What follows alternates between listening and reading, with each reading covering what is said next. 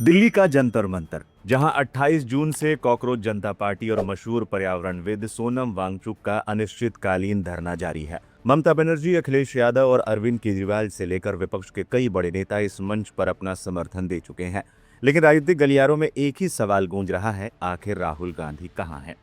छात्रों के मुद्दे पर हमेशा मुखर रहने वाले राहुल गांधी अब तक जंतर मंतर से दूरी क्यों बना रखी है? क्या इसके पीछे कांग्रेस की कोई खास रणनीति है? आइए डिकोड करते हैं कि राहुल गांधी का नया मास्टर प्लान और इस पूरे विवाद की इनसाइड स्टोरी। राहुल गांधी के ना पहुंचने का मुद्दा तब और गर्मा गया जब खुद सोनम वांगचुक ने विपक्ष के बड़े नेताओं पर सवाल खड़े कर दिए। हाल ही में दिए एक इंटरव्यू में वांगचुक ने एक बड़ा संकेत दिया। वांगचुक ने कहा था, अगर विपक्ष के बड़े नेता ऐसे जनहित के मुद्दों पर भी सामने नहीं आते हैं तो जनता इसे पसंद नहीं करेगी। इस तरह की दूरी राजनीतिक रूप से सही संदेश नहीं देती है।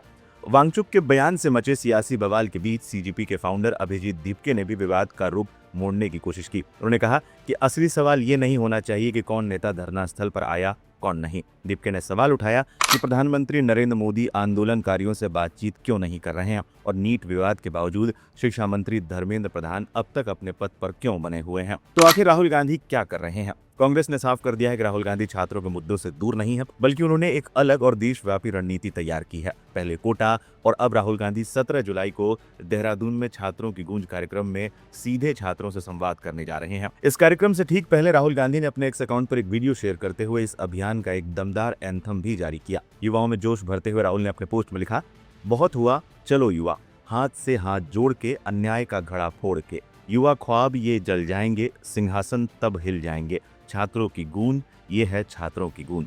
उन्होंने लिखा, शिक्षा रेवोल्यूशन की ओर देश के सभी छात्रों और युवाओं का उत्साह और जोश बढ़ाने के लिए #छात्रों की गूंज, एंथम, बदलाव अब दूर नहीं। इस बीच गुजरात कांग्रेस के कार्यकारी अध्यक्ष जिग्नेश मेवानी ने भी मोर्चा संभालते हुए कहा कि पार्टी ने कभी इस आंदोलन की अनदेखी नहीं की थी। यूथ कांग्रेस और NSUI लगातार सड़कों पर है। कांग्रेस का ये छात्रों की गूंज अभियान और सीजेपी का आंदोलन एक दूसरे के विरोधी नहीं बल्कि पूरक है। पार्टी ने यह भी याद दिलाया कि 2024 के लद्दाख मार्च और 2025 में वांगचुक पर NSA लगाए जाने के दौरान भी राहुल गांधी ने सबसे पहले सरकार को घेरा था।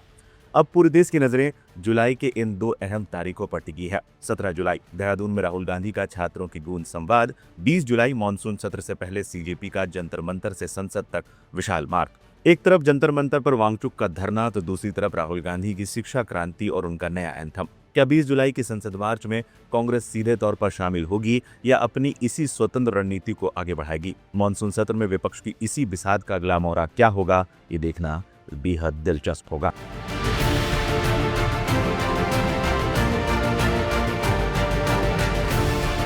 सामाजिक कार्यकर्ता सोनम वांगचुक पिछले 18 दिनों से दिल्ली के जंतर मंतर पर अनिश्चितकालीन भूख हड़ताल पर बैठे हुए हैं। उनके स्वास्थ्य को लेकर चिंताएं लगातार बढ़ रही हैं। विपक्षी दलों के कई नेता अब तक उनसे मिल चुके हैं। बॉलीवुड से लेकर सोशल मीडिया के तमाम कंटेंट क्रिएटर्स और जमीन पर जो लोग मौजूद हैं वे भी वांगचुक के लगातार खराब होते स्वास्थ्य को लेकर चिंतित हैं। लेकिन कॉकरोच जनता पार्टी के बैनर तले इस प्रदर्शन को सोशल मीडिया पर जितना समर्थन मिला उतना समर्थन जमीन पर मिलता हुआ दिखाई नहीं दे रहा है, या कहें कि उसका प्रभाव अब धीरे धीरे कम होता हुआ नजर आ रहा है। देश में इससे पहले सरकार के खिलाफ जितने भी आंदोलन या प्रदर्शन हुए हैं उन सभी में देखा गया कि आमतौर पर विपक्ष ने दोनों हाथों से इस मौके को भुनाया और प्रदर्शन में शामिल भी हुआ, चाहे वो किसान आंदोलन हो या ऐतिहासिक अन्ना आंदोलन। जहां किसान आंदोलन में पूरा विपक्ष एक सुर में सरकार का विरोध कर रहा था, तो वहीं अन्ना आंदोलन में बीजेपी एक पल के लिए भी इस आंदोलन से अलग नहीं हुई और इस आंदोलन में मुख्य विपक्षी दल की भूमिका निभाई थी। लेकिन प्रतियोगी परीक्षाओं में कथित गड़बड़ी और केंद्रीय शिक्षा मंत्री धर्मेंद्र प्रधान के इस्तीफे की मांग को लेकर जंतर मंतर पर डटे कॉकरोच जनता पार्टी के प्रदर्शन में विपक्षी दल लगभग न के बराबर आए हैं। इंडिया गठबंधन की दूसरी सबसे बड़ी पार्टी समाजवादी पार्टी ने भी सांसद प्रिया सरोज को प्रदर्शन में भेजा, लेकिन अखिलेश यादव खुद शामिल नहीं हुए। वहीं कांग्रेस हाईकमान का एक भी चेहरा, खासतौर पर राहुल गांधी भी इस प्रदर्शन से दूरी बनाए हुए हैं, वो भी ऐसे समय में जब सोनम वांगचुक और उनके साथ अन्य युवा भी कई दिनों से अनशन पर बैठे हैं।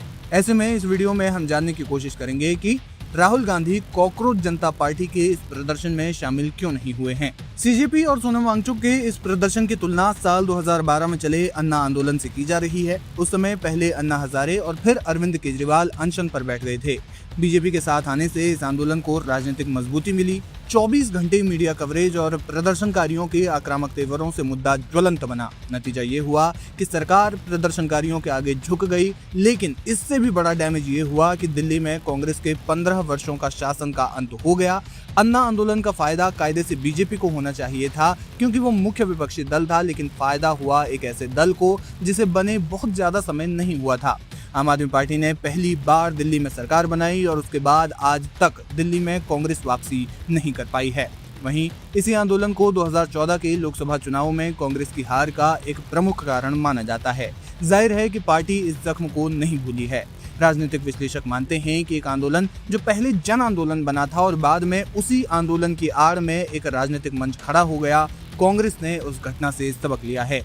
राहुल गांधी इस समय देश भर में छात्रों की गूंज कार्यक्रम चला रही हैं। देश के प्रमुख कोचिंग सेंटर कोटा, दिल्ली, प्रयागराज में ये कार्यक्रम हो चुका है और आगामी 17 जुलाई को देहरादून में होना है। राहुल गांधी अपने इस कार्यक्रम के जरिए पेपर लीक्स का मुद्दा उठा रहे हैं और साथ ही धर्मेंद्र प्रधान के इस्तीफे की मांग भी है। यही मुद्दा सीजेपी और सोनम वांगचुक के अनशन से भी जुड़ा मुद्दा है, मतलब उनकी मुख्य मांग यही है। ऐसे में राहुल गांधी अपने कार्यक्रम के जरिए इस मांग को उठा रहे हैं और कहा जा रहा है कि इसलिए भी वो सीजेपी के प्रदर्शन में शामिल नहीं हो रहे हैं।